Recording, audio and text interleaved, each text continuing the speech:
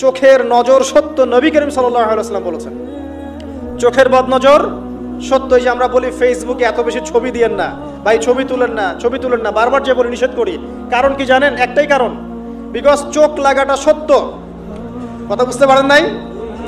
কিন্তু এটা সত্য, কারণ নবী করিম সাল্লাল্লাহু আলাইহি ওয়াসাল্লাম যা বলেছেন সাদাকাল্লাহু ওয়া সাদাকা রাসূলুহুল কারীম, নবী যা বলেছেন, আল্লাহ যা বলেছেন চিরায়ত সত্য, এর বাইরে কোনো সত্য আছে?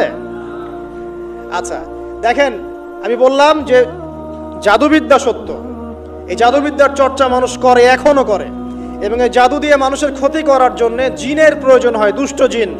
এই জিনগুলোকে মানুষ তাবে করে মানুষের ক্ষতি করার চেষ্টা করে। দেখবেন এখন গ্রামে গঞ্জে শহরে সব জায়গায় ছড়িয়ে পড়েছে না?